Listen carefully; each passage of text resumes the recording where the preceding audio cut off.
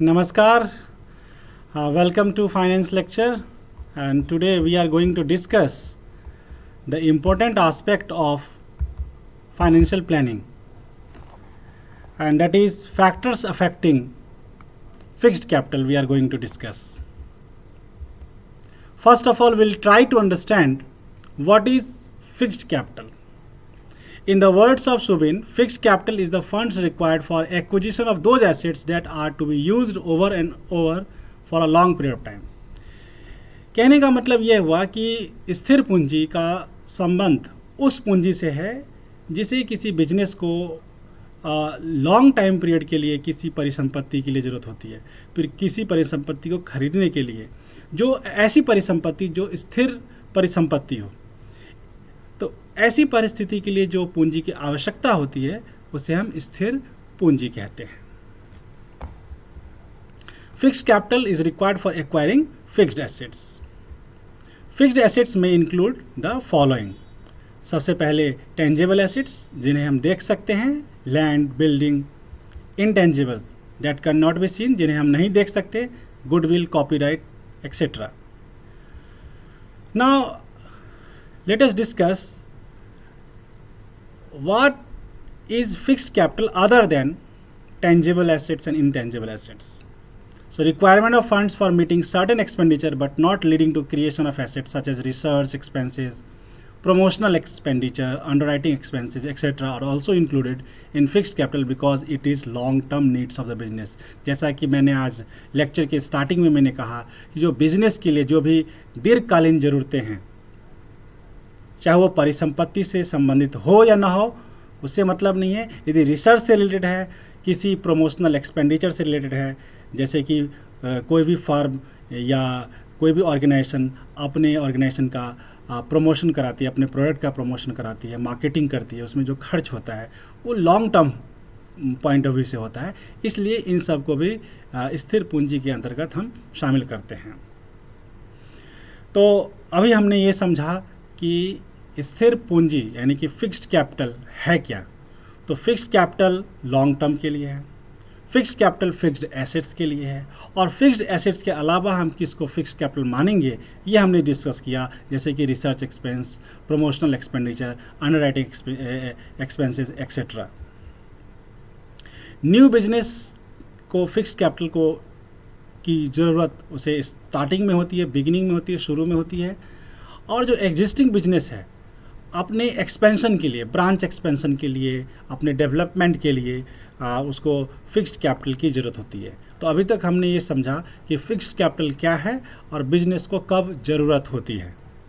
अब हम आगे बढ़ते हैं। फिक्स्ड कैपिटल को अफेक्ट करने वाले मुख्य रूप से दो फैक्टर हैं। इंटरनल फैक्टर्स, आंतरिक कारक, एक्सटर्नल फैक्टर्स, बाह्य कारक। इंटरनल फैक्टर्स में nature of business, size of business, type of product, mode of acquisition of fixed assets. External factors में economic outlook, technological change, degree of competition, shift in consumer preference. अब हम इन सब के बारे में डिटेल से चर्चा करेंगे।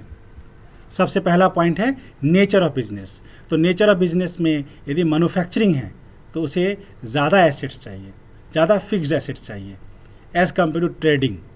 जो व्यापार करते हैं, जो निर्माण कार्य करते हैं, उन्हें स्थिर परिसंपत्ति की ज़्यादा ज़रूरत होती है, इसलिए स्थिर पूंजी की ज़्यादा ज़रूरत होती है।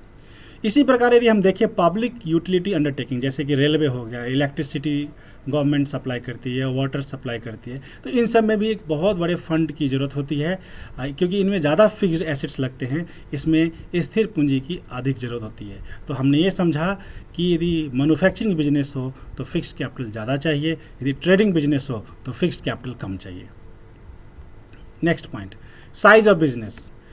यहाँ पर दो कैटेगराइजेशन है, large size and small size. Large size है तो उसे फिक्स्ड कैपिटल की रिक्वायरमेंट ज़्यादा चाहिए, क्योंकि उसके पास फिक्स्ड जो भी एसेट्स है या मशीनरी है, जो ऑटोमेटिक मशीन्स हैं, वो ज़्यादा रिक्वायरमेंट होती है लार्ज ऑर्गेनाइजेशन को, लार्ज साइज ऑफ बिजनेस को, तो इसलिए उसमें फिक्स्ड कैपिटल ज़्यादा ज़रूरत होती है, स्थिर पूंजी की आवश्यकता अधिक होती है। वही छोटे व्यवसाय हो तो स्थिर पूंजी की आवश्यकता कम होती है, क्योंकि कम परिसंपत्ति की आवश्यकता होती है। इसके बाद नेक्स्ट पॉइंट है टाइप ऑफ प्रोडक्ट। यदि प्रोडक्ट सिंपल हो, consumer product simple consumer product हो, तो इसमें फिक्स्ड कैपिटल की ज़रूरत कम होगी, क्योंकि छोटे मशीनरी में भी इनका प्रोडक्शन हो सकता है। और यदि हम दूसरी तरफ कॉम्प्लिकेटेड प्रोडक्ट की बात करें, जैसे कार्स, मोटरसाइकिल, इसमें ज़्यादा फिक्स्ड एसेट्स की ज़रूरत होती है, इसमें फिक्स्ड कैपिटल ज़्यादा चाहिए। Next point, mode of acquisition of fixed assets, मतलब जो हम फिक्स्ड एसेट्स एक्वायर करने जा रहे हैं, खरीदने जा रहे हैं, वो किस तरीके से, यदि हम ला रहे हैं, क्या हम उसका परचेज करने जा रहे हैं, या उसे हम हायर बेसिस पर लाने जा रहे हैं, या लीज बेसिस पर लाने जा रहे हैं, इस पर भी निर्भर करता है कि स्थिर पूंजी की कितनी आवश्यकता है।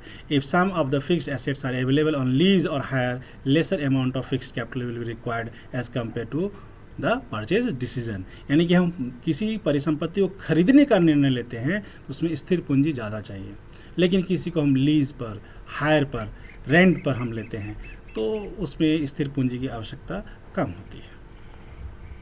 अब हम बात करते हैं बाह्य कारक, external factors affecting fixed capital, जिसमें पहला है इकोनॉमिक आउटलुक। यदि अर्थव्यवस्था में मंदी का दौर चल रहा हो और बिजनेस एक्टिविटी को बढ़ाना हो या बढ़ने की संभावना हो डिप्रेशन के बाद, तो ज़्यादा फिक्स्ड एसेट चाहिए और फिक्स्ड कैपिटल की भी रिक्वायरमेंट ज़्यादा चाहिए।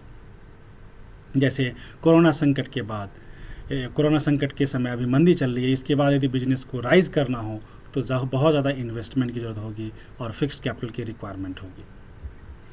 टेक्नोलॉजिकल चेंज, तकनीकी परिवर्तन, यदि तकनीकी परिवर्तन बहुत जल्दी हो रहा हो और बड़े पैमाने पर हो रहे हो तो फिक्स्ड कैपिटल ज़्यादा चाहिए। जैसे कि आगे आने वाले समय में जो कि आर्टिफिशियल इंटेलिजेंस आने वाले हैं, और अभी चौथी औद्योगिक क्रांति का युग चल रहा है, फोर्थ इंडस्ट्रियल रेवोल्यूशन, इंडस्ट्री 4.0 का युग चल रहा है, और इसमें यदि हम आर्टिफिशियल इंटेलिजेंस बेस्ड टेक्नोलॉजी की हम बात करें तो ज़्यादा फिक्स्ड कैपिटल चाहिए, ज़्यादा स्थिर पूंजी चाहिए।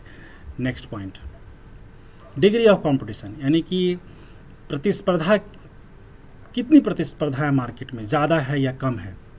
तो यदि प्रतिस्पर्धा, कंपटीशन ज़्यादा है, बहुत सारे फर्म्स है एक इंडस्ट्री में, तो उस कंपटीशन को फेस करने के लिए ज़्यादा इन्वेस्टमेंट करने पड़ेंगे, ज़्यादा कैपिटल की रिक्वायरमेंट होगी, इसलिए फिक्स कैपिटल ज़्यादा रिक्वायरमेंट होती है।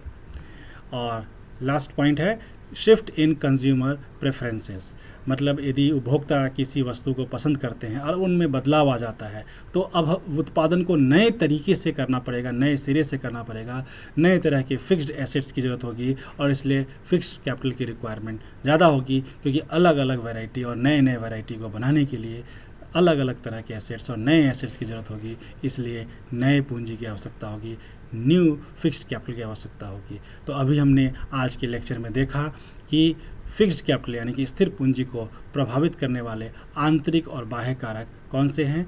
आज का वीडियो लेक्चर यहीं पर समाप्त होता है। धन्यवाद।